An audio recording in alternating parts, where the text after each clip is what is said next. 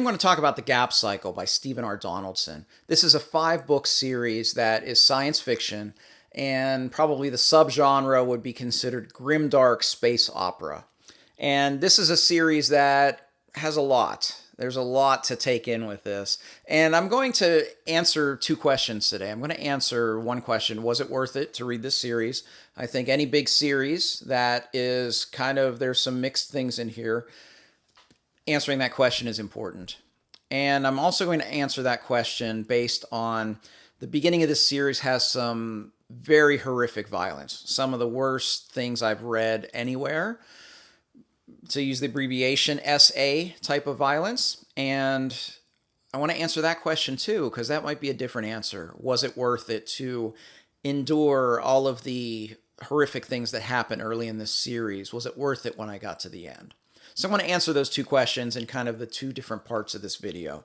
I am going to keep this video spoiler free. So if you haven't read The Gap Cycle, I'm going to talk about this in broad strokes and talk about the writing. I'm going to talk about the things I loved about this series, because there's a lot to love. I'm going to talk about the things I didn't like about this series as well, so that perhaps you can make an informed decision about it. But overarching idea of this video is, was it worth it to read this series? And was it worth it to endure the violence at the beginning to get to the end of the series? So let's start with the big question first. Was it worth it? When I got to the end of The Gap Cycle, when I finished this series, did I feel that it was worth reading it? Absolutely yes. The ending is fantastic. And I thought that a lot of the things that happened along the way were improved. I don't know if improved, but brought together just so satisfactorily at the end. I used the word magnificence when I described the final book of this series. So let me give you a little overarching view of the 5 books of this series. It starts with a book called The Real Story. And this book here is in many ways kind of a prequel novella to the rest of the series. I mentioned at the outset that The Gap Cycle is above all a space opera. And it doesn't feel like a space opera at the beginning. At the beginning, we only have 3 characters for the most part. And 2 of them we see a lot, and the third one we don't see a whole lot. And the 3 characters can kind of be classified as a hero, a villain, and a victim.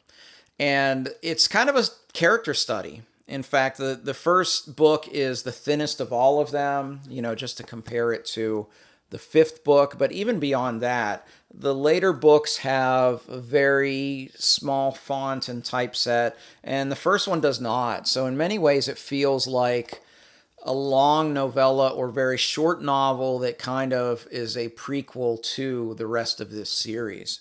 And it's a character study. It's really, really brutal. I'll talk about the violence a little bit more on the second half of this video, but it's a hard read at times. And I didn't love it, but it did give me enough in there that I just wanted to see what would happen next.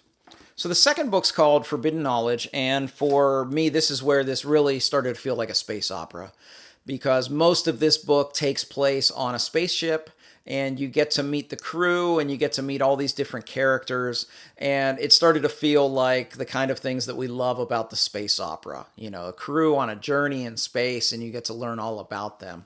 And this is where the series started to get very good. This is my second favorite book in the series. I really enjoyed Forbidden Knowledge. But even with the different characters, it's interesting because throughout the 5 books of the series, the writing changes quite a bit, at least the way that Donaldson tells the story, if maybe not the mechanics of the writing change, but the way that he tells the story. Because he always gives you a point of view, and in this book, 80% of the time we get one character's point of view. So a lot of times the secondary characters were perhaps a bit wooden or perhaps a bit less fleshed out than they would become throughout the trajectory of the series. But even so, this is where the series started to get good, with the exception of the fact that there's still some of that really, really horrific violence in this book. So if you thought you were done with it in the first book, you're not done with it. It's presented differently. It's presented in a manner that is perhaps a little more palatable, but it's still there. So I think it's important to know that, especially people that may be triggered by those kinds of things. But the second book got really good, and we were, again, in a space adventure. And we also start to see throughout this, especially at the very end, we start to see a bigger picture of the galaxy. And even though we have more of a zoomed in point of view and kind of area of focus in this book, you start to see a little bit more of what's going on. So the third and fourth books I want to talk about together because they kind of give the same function in the overall trajectory of the series. The third book, which one's third? Third book, had to think about it. Third book is A Dark and Hungry God Arises. The fourth book is Chaos and Order. And these two books do a lot of different things. Number one, they really expand the universe a lot.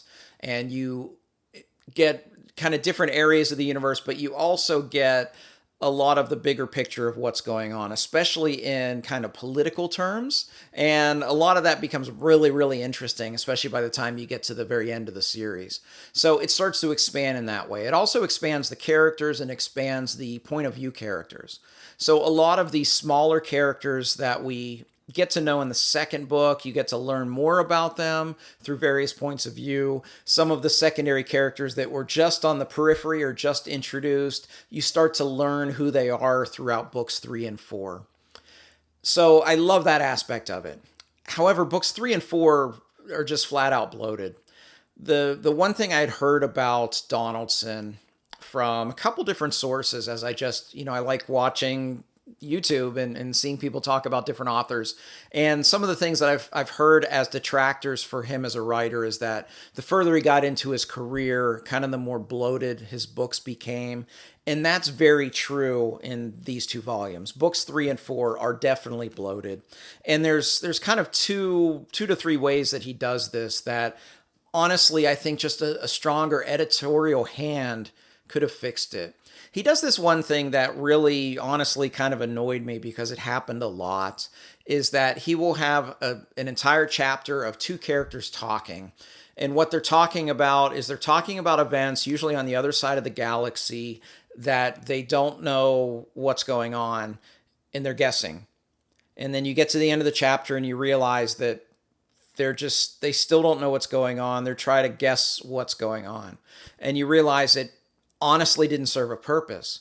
After about 2 of these chapters in the third book, I actually started to read these chapters slower, thinking, well, maybe I'm missing something. Maybe there's really important character work here. Maybe there's some world building elements that are sprinkled in there that are super important, or maybe there's just like underlying themes that I'm not getting.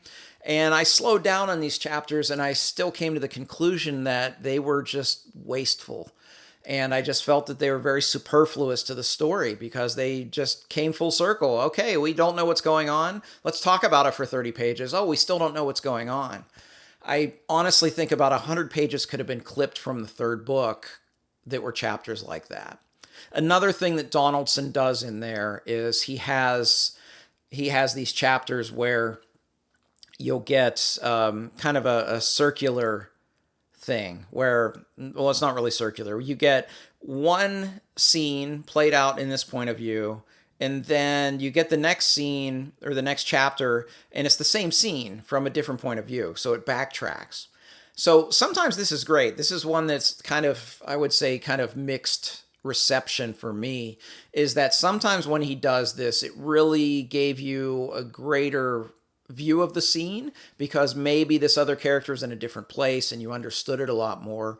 And then sometimes it just seemed like, well, he just repeated the scene for us. So some of those were hit or miss. Some of them worked really well, but some of them it just seemed like he was regurgitating the same thing.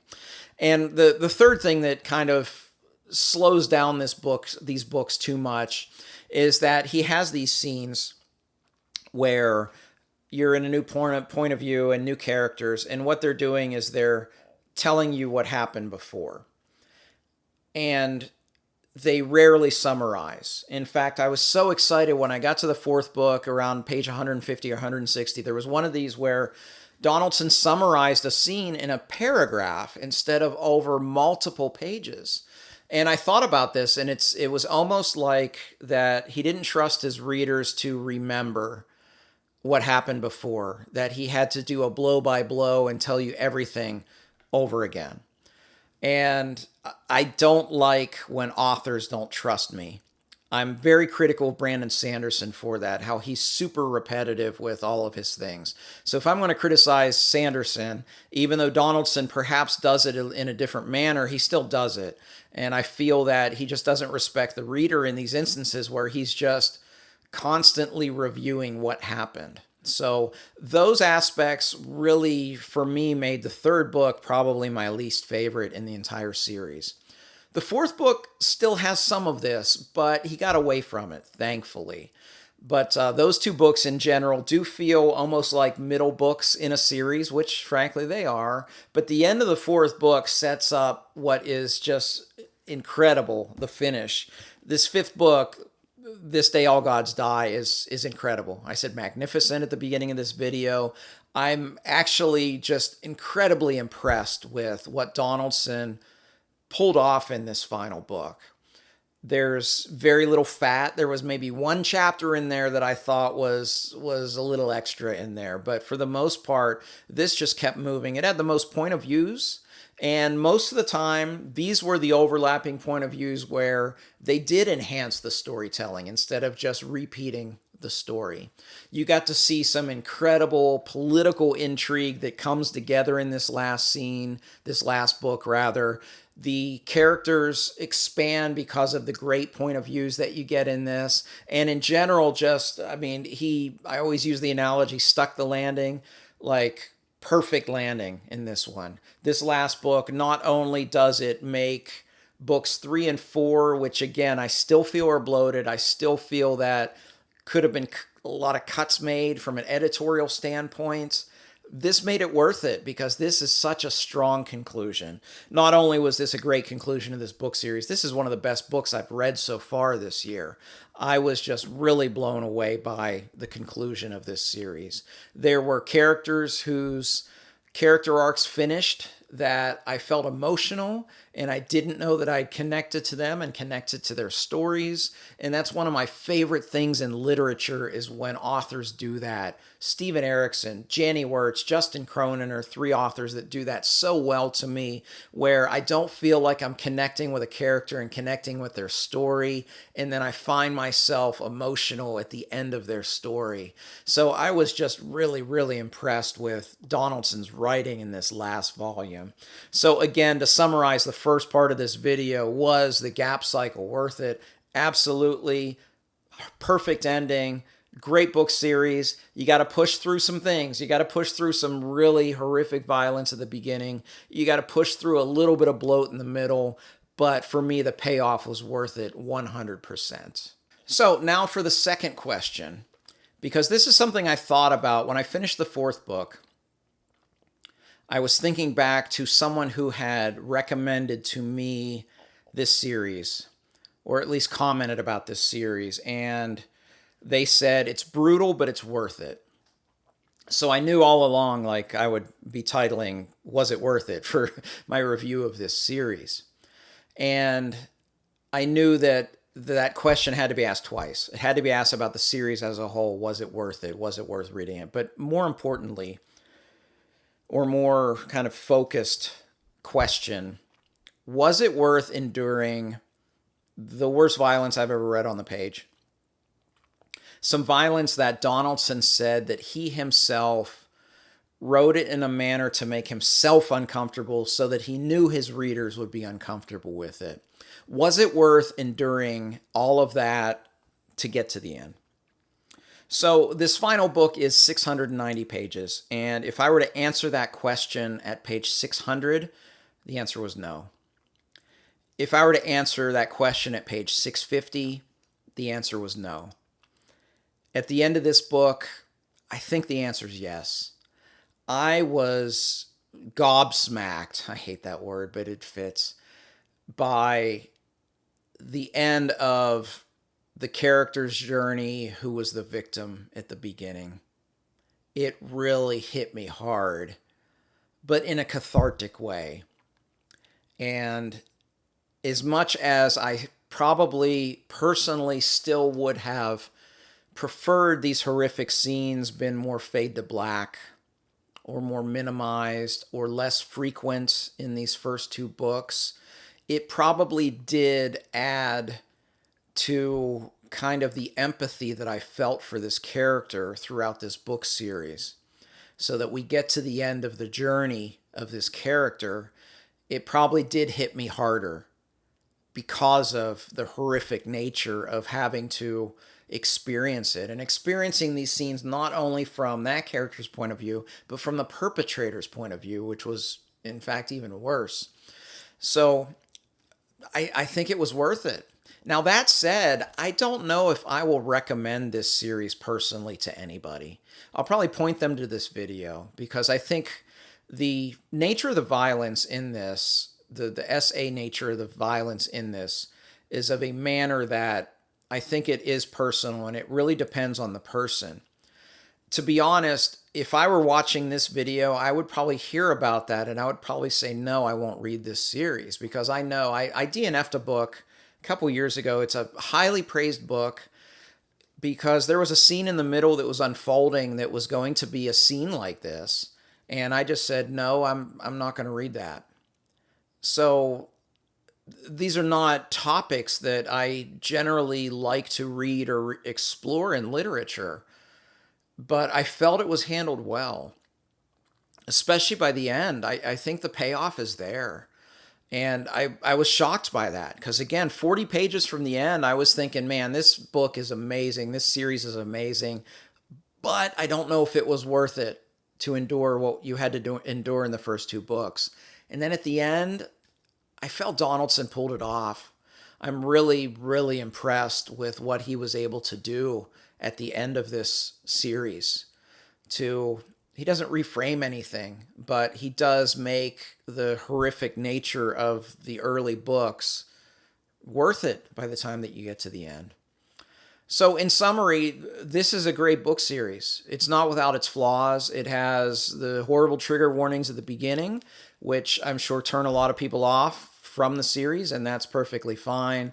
It has some bloat in the middle, which I know will cause some people to give up on the series. But I think overall it is worth it. And I think when I got to the end, I was very satisfied with this space opera. I don't know if it's like going to be an all-timer for me, but it'll be up there end of the year as far as the best book series that I'll have read this year. So overall, I did enjoy that. One aspect that was a bit of a disappointment, and this is a personal disappointment, is one of the things that drew me to this series most is Donaldson stating how influenced he was by Richard Wagner's Ring of the Nibelung, the opera cycle, which is some of my favorite music ever written. And I wanted more from it. It was, I won't say it's surface level, because there are some of the aspects of character he does delve into, kind of the parallels, especially a character named Warden Dios, which has a corollary in the operas. But the story itself is very, very much in the first opera. It doesn't go beyond that. He does add some things in there.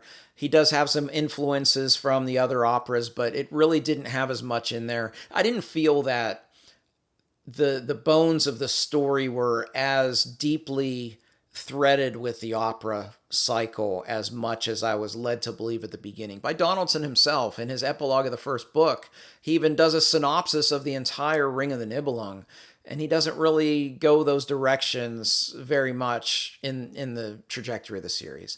But I know that's personal. As an orchestral musician, I love that music, and I was hoping to see a marriage of science fiction literature with my favorite opera cycle, but that aspect of it was a bit of a disappointment. But overall, I still enjoyed the series. So hey, if you've made it this far, let's talk about the gap cycle. Please label any comments below. Do you agree or do you disagree with my comments? I think some of the veterans of Donaldson may disagree with the bloats, and perhaps people that have reread it may appreciate more of kind of the things I said negatively about the middle of the series.